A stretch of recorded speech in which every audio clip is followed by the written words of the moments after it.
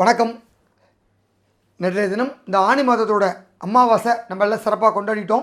இந்த ஆனி மாதம் அமாவாசை அப்படின்னாலே நமக்கு ஆஷாட நவராத்திரி அப்படிங்கிறது எல்லாருக்கும் ஞாபகம் வரும். இப்போ கடந்த சில ஆண்டுகளாகவே இது ரொம்ப பிரபலமாக இருக்குது. அதாவது வராகிய மனுக்க ரொம்ப சிறப்பாக கொண்டாடக்கூடிய இந்த நவராத்திரி பண்டிகை பற்றி நிறையா ஒரு அவேர்னஸ் இருக்குது. ஆனால் தமிழ்நாட்டில் குறிப்பாக நவராத்திரி அப்படின்னாலே புரட்டாசி மாதத்தில் வர்றதானங்க, வீட்டில் பொம்மையெல்லாம் வைப்பாங்க, சுண்டெல்லாம் கொடுப்பாங்க, அதுதானே நம்ம எல்லாருக்கும் தெரியும். இது என்ன புதுசாக இருக்கே அப்படின்னு பல பேர் கேட்குறாங்க. ஆனால் மொத்த வருஷத்தில் 4 நவராத்திரி இருக்குது. ஆனால் நமக்கு தெரிஞ்சது அந்த ஒரே ஒரு நவராத்திரி தான். அந்த புரட்டாசி மாதத்தில் வரக்கூடிய அந்த நவராத்திரியை சாரத நவராத்திரி அப்படின்னு சொல்லுவோம். ஆனால் மொத்த தமிழ் வருஷத்தில் 4 நவராத்திரிகள் இருக்குது.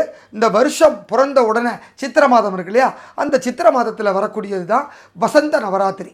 இந்த வசந்த நவராத்திரியும் 10 நாள் கொண்டாடுவாங்க. அதுக்கப்புறம் பார்த்திங்கன்னா இந்த ஆனி மாதம். ஸோ இது ஆனி மாதத்தில் ஆரம்பித்து ஆடி மாதம் வரைக்கும் முடியும். இந்த ஆனி மாத அமாவாசையிலேருந்து தொடங்கக்கூடியது ஆஷாட நவராத்திரி. இந்த ஆஷாட நவராத்திரிக்கு அடுத்தது புரட்டாசி மாதம் மகாலய அமாவாசை அன்னிலேருந்து ஆரம்பிக்கிறது தான் சாரத நவராத்திரி. அது நம்ம எல்லாருக்கும் தெரியும். தமிழ்நாட்டில் ரொம்ப பிரபலமாக கொண்டாடப்படக்கூடிய ஒரு பண்டிகையாக இருக்கும். அது வடக்க தசரா பண்டிகை அப்படின்னு சொல்லி கொண்டாடுவாங்க. இதுதான் இந்தியாவுக்குள்ளே தெரிஞ்சது. அப்புறம் 4ஆவதாக இருக்கக்கூடிய ஒரு நவராத்திரி தான் ஷாமள நவராத்திரி. அது தை மாதம் அமாவாசையிலேருந்து கொண்டாடக்கூடிய ஒரு பண்டிகை. ஸோ ஒரு வருஷத்தில் இந்த 4 நவராத்திரி பண்டிகைகள் ரொம்ப சிறப்பாக இருக்குது. இது எல்லாமே பார்த்திங்கன்னா அமாவாசை அன்னைக்கு தொடங்கி அதுலேருந்து பிரதமையிலேருந்து டே 1 கணக்கு பண்ணி 10 நாட்களுக்கு நவமி வரைக்கும் இருக்கும். ஒரு சில இடங்களில் தசமி வரைக்கும் கூட அதை கொண்டாடுவாங்க. ஸோ இந்த 4 நவராத்திரியுமே ரொம்ப சிறப்பு. இந்த 4 நவராத்திரி பண்டிகையுமே அன்னை பராசக்தியை, தேவியை பல்வேறு ரூபங்களில் ஆராதனை பண்ணி வழிபடக்கூடிய ஒரு பண்டிகையாக தான் நம்ம பெரியவங்கள்லாம் வகுத்து வச்சுருக்காங்க. அந்த வகையில் சாரத நவராத்திரி அப்படின்னாலே புரட்டாசி மாதம் அமாவாசையிலேருந்து வரக்கூடியது. அந்த நவராத்திரி முப்பெரும் தேவியர்களுக்கான ஒரு ஸ்பெஷல் நவராத்திரினே சொல்லலாம். ஸோ முதல் 3 நாள் துர்க்கைக்கும், அடுத்த 3 நாட்கள் மகாலட்சுமிக்கும், கடைசி 3 நாட்கள் சரஸ்வதி தேவிக்கும் ஆராதனை பண்ணுவோம். இந்த 3ஐயும் சேர்த்து 10ஆவது நாள் தசமி அன்னைக்கு விஜயதசமியாக கொண்டாடி அந்த வெற்றியை கொண்டாடுற விதமாக நம்ம ஆண்டுதோறும் கடைபிடிச்சிட்டு வரும். இது சாரதா நவராத்திரி. அப்போ புரட்டாசிக்கு அப்புறம் பார்த்திங்கன்னா தை மாதம். ஸோ தை மாதம் வரக்கூடியதான் ஷாமள நவராத்திரி. இந்த ஷாமள நவராத்திரி பார்த்திங்கன்னா ஷாமளா தேவிக்காக கொண்டாடப்படக்கூடிய ஒரு அற்புதமான நவராத்திரி. இதுவும் மிகுந்த சக்தி வாய்ந்த ஒரு நவராத்திரி. அதற்கு அடுத்தது சித்திரை மாதம் பங்குனி கடைசியில் சித்திரை மாதத்தில் வரக்கூடிய நவராத்திரி வசந்த நவராத்திரி. இந்த வசந்த நவராத்திரி யாருக்கு அப்படின்னா ராஜ மாதங்கியாகும். அதே மாதிரி ராஜராஜேஸ்வரியாக இருக்கக்கூடிய அன்னையை நினச்சி பண்ணக்கூடிய அந்த 10 நாள் வைபவம் தான் இந்த வசந்த நவராத்திரி. இப்படி 3 நவராத்திரியை தொடர்ந்து இந்த ஆனி மாத அமாவாசையிலேருந்து வரக்கூடிய நவராத்திரிக்கு பேர் தான் ஆஷாட நவராத்திரி. இது இன்னும் என்ன சொல்லணும்னா ஆஷாட குப்த நவராத்திரி அப்படின்னு சொல்லுவாங்க. குப்த அப்படின்னா மறைக்கப்பட்ட அப்படிங்கிற ஒரு அர்த்தமும் இருக்கும். அப்படின்னா இந்த நவராத்திரியில் நிறைய மறைக்கப்பட்ட ஒரு விஷயங்கள்லாம் இருக்குது. அப்படின்னா தாந்திரிகம் போன்ற நிறைய விஷயங்கள், அதாவது மந்திரம், தந்திரம், யந்திரம், இந்த மாதிரி விஷயங்கள் இந்த ஆஷாட நவராத்திரி காலத்தில் பண்ணால் பன்மடங்கு பலன் கொடுக்கும். அப்படிங்கிறதுனால இந்த மந்திரவாதிகள்லாம் நிறைய இந்த நேரத்தில் தான் பூஜை பண்ணுவாங்க. அதனால் அப்படிப்பட்ட ஒரு சிறப்பு வாய்ந்த இந்த ஆஷாட நவராத்திரியில் இந்த நவராத்திரியினுடைய நாயகியாக இருக்கக்கூடிய அன்னை வாராகிய வழிபட்டால் நமக்கு அத்தனையும் கைகூடும். இதுவரை இருந்த காரிய தடை உடனே விலகிடும். குழந்தை பாக்கியம் வேணுமா, அதுவும் நடக்கும். அதுக்கப்புறம் உடல் நிலை பாதிக்கப்பட்டு தீராத நோயில் மருந்து சாப்பிட்டுட்டு வரோமா, அதற்கும் இந்த நவராத்திரி பெரிய பலனாக இருக்கும். இதை தவிர்த்து பார்த்திங்கன்னா பலவிதமான சங்கடங்கள் அத்தனையும் நிறைவேறும். புதிய வீடு வாங்கணுமா, கண்டிப்பாக நிறைவேறும். வேலையில் பிரச்சனையா, புது வேலை கிடைக்கணுமா, இப்படி சொல்லிக்கிட்டே போகலாம். எல்லாத்தையும் கொடுக்கக்கூடிய தெய்வமாக இருக்கிறது அன்னை வாராகி. ஏன் அப்படி வாராகிக்கு சிறப்பு அப்படின்னாலே, அதாவது மனுஷனாக இருந்தால் ஒரு பவர் இருக்கும், அதை தாண்டி ஒரு விலங்காக இருந்தோம்னா அதற்கான ஒரு பவர் இருக்கும். இப்போ வாராகியை பார்த்திங்கன்னா உடம்பு பெண் உடம்பு, ஆனால் தலை பார்த்திங்கன்னா வராக ரூபம். ஸோ பன்றியினோட முகத்தோடு இருக்கக்கூடிய அன்னை. அதே போல் பார்த்திங்கன்னா பெருமாள் பார்த்திங்கன்னா நரசிம்மர். நரசிம்மர் பார்த்திங்கன்னா உடம்பு ஆணோட உடம்பாக இருக்கும், ஆனால் தலை சிங்கத்தினுடைய தலையாக இருக்கும்.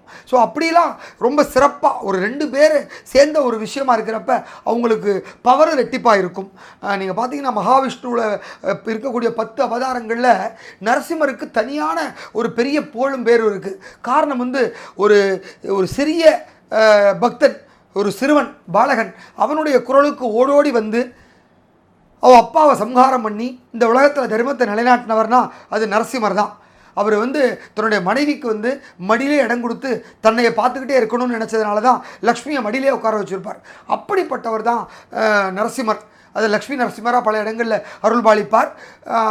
அதே போல் பார்த்திங்கன்னா இன்னொரு தசாவதாரத்தில் 2வது அவதாரமாக இருக்கக்கூடிய கூர்ம அவதாரம், இந்த பன்றியான முகத்தினுடைய அவதாரம் எடுத்து பூமிக்கடியில் மறைத்து வைக்கப்பட்ட தனது பதியான மகாலட்சுமியை ஒரு சொரூபமான பூமாதேவியை அந்த தன்னுடைய வாயினுடைய அந்த பற்களுக்கு இடையில் மூஞ்சி மேலே உட்கார வச்சு மேலே பூமிக்கு மேலே கூட்டிகிட்டு வந்துடுவார் பெருமாள்.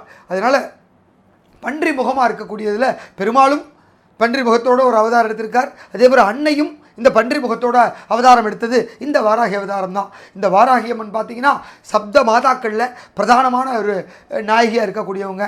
அதே போல் இந்த அம்பிகையை வழிபட்டால் பல காரியங்கள் நடக்கும் அப்படிங்கிறதுக்கு பல 1000 வருஷத்துக்கு முன்னாடியே உதாரணத்தை சொல்லலாம். அதாவது தஞ்சாவூர் அப்படின்னாலே நமக்கு ராஜராஜ சோழன் ஞாபகம் வரும். அப்பேற்பட்ட மகா சக்கரவர்த்தியான ராஜராஜ சோழன் வந்து அவர் போகாத இடம் கிடையாது, போரிடாத இடம் கிடையாது, எல்லா இடத்துலையும் அவருக்கு வெற்றி தான் கிடச்சிருக்கு. கிட்டத்தட்ட பல கடல்கள் தாண்டி இந்தோனேஷியா வரைக்கும் போர் தொடுத்து வெற்றி பெற்றவர். அதனால தான் அவருக்கு கடாரம் கொண்டான் அப்படிங்கிற ஒரு பேரும் இருக்கும். அப்பேற்பட்ட ராஜராஜ சோழன் வந்து முதல்ல எங்கே போனாலும் ஒரு போருக்கு புறப்பட்டாச்சுன்னா இந்த வாராகி அம்மன்ட்ட வழிபட்டு உத்தரவு வாங்கிக்கிட்டு ஒரு பூஜையை போட்டுட்டு தான் கிளம்பி போவார். அதில் வந்து அவருக்கு பன்மடங்கு வெற்றி தேடி கொடுத்துருக்கு. அதனால தான் தஞ்சை பெரிய கோயிலை கட்டின உடனே அந்த அம்மா வாராகிக்கு தனி சன்னதியை கட்டி அழகு பார்த்தார். நீங்கள் பெரிய கோயில் போயிருந்தீங்கன்னா உள்ளே நுழைஞ்ச உடனே அந்த பெரிய மகாநந்தி இருக்கும். அந்த மகாநந்தியினுடைய இடது புறத்தில் தனி சன்னதி கொண்டு எழுந்தொருளி அருள் பாலிப்பாங்க இந்த வாராகி அம்மன். இந்த வாராகி அம்மனுடைய உற்சவம்னா வருஷத்தில் இந்த ஆஷாட நவராத்திரியில் 11 நாட்களும் வெகு விமர்சையாக கொண்டாடுவாங்க. அந்த மாதிரி வேறு எங்கேயுமே கொண்டாட மாட்டாங்க, அவ்வளவு சிறப்பாக இருக்கும். நாள்தோறும் காலையில் அபிஷேகமும் மாலையில் வந்து ஒரு சிறப்பு அலங்காரமும் செய்வது வழக்கம். இந்த 10 நாட்களும் ரொம்ப சீரும் சிறப்பாக நடக்கும். இந்த வருஷம் அமாவாசை வந்து திங்கக்கிழமை அன்றைக்கே தொடங்குறதுனால அங்கே உற்சவமும் திங்கக்கிழமையே தொடங்கிடுச்சு. திங்கக்கிழமை முதல் நாள், செவ்வாய்க்கிழமை 2ஆம் நாள், புதன்கிழமை 3ஆம் நாள். ஸோ முதல் நாளில் பார்த்தீங்கன்னா பல வகையான இனிப்புகளை கொண்டு அலங்காரம் பண்ணியிருந்தாங்க. 2ஆம் நாள் பார்த்திங்கன்னா மஞ்சள் காப்பு அலங்காரம், இன்றைக்கி 3ஆம் நாள் அலங்காரம் ஆகிருக்கும். இப்படி தொடர்ந்து ஒவ்வொரு நாளும் அந்த அம்பிகைக்கு அலங்காரம் பண்ணி அற்புதமான ஒரு தரிசனம் கொடுப்பாங்க வாராகி அம்பிகை. அதே போல் சென்னையிலையும் இன்றைக்கி பல இடங்களில் வாராகி அம்மன் எழுந்தருளி அருள்வாளிக்கிற கோயில்கள் நிறையா வந்துருச்சு. அப்பேற்பட்ட இடங்களுக்கு இந்த ஆஷாட நவராத்திரி தினத்தில் போய் நம்ம தரிசனம் பண்ணிக்கிட்டால் நமக்கும் அந்த அம்பிகையினுடைய அருட்கடாட்சமானது கிடைக்கும். அதுலேயும் வந்து இந்த நாயகியை ஒரு குறிப்பிட்டு சொல்லும்படியாக ஒரு தேதியில் போகணும் அப்படின்னா பஞ்சமி அன்னைக்கு போனால் ரொம்ப விசேஷம். அதாவது இந்த அம்மாவுக்கு பேரே பஞ்சமி நாயகி அப்படிங்கிற ஒரு பேரும் இருக்கும். மாதந்தோறும் தேய்பிரையிலும் சரி வளர்பிறையும் சரி பஞ்சமி அன்னைக்கு ரொம்ப சிறப்பாக அபிஷேக ஆராதனைகளாக நடக்கும். அதுலேயும் இந்த ஆஷாட நவராத்திரி காலத்தில் வரக்கூடிய பஞ்சமிக்கு கூடுதல் பலன் உண்டு. இந்த 10 நாட்களும் போக முடியாதவங்க அன்றைக்கி ஒரு நாள் போனால் அந்த பலன் கிடச்சிரும். அந்த அளவுக்கு பஞ்சமிக்கு மிகவும் உகந்த ஒரு பலன் உண்டு. அந்த வகையில் இந்த ஆஷாட நவராத்திரியில் 10 நாட்களுமே அம்பிகைக்கு விசேஷம்தான். அப்படி 10 நாட்கள் முடியாதவங்க பஞ்சமி அன்னைக்கு போய் பார்க்கலாம். வெறுங்கையோடு போகாமல் சிகப்பரளி புஷ்பமோ அல்லது வாசனை புஷ்பனால மல்லியோ முல்லையோ வாங்கிட்டு போகலாம். அதோடு சேர்த்து மஞ்சள் குங்குமம் வாங்கிட்டு போய் கொடுக்கறது இன்னும் கூடுதல் நமக்கு பலனை கொடுக்கும்.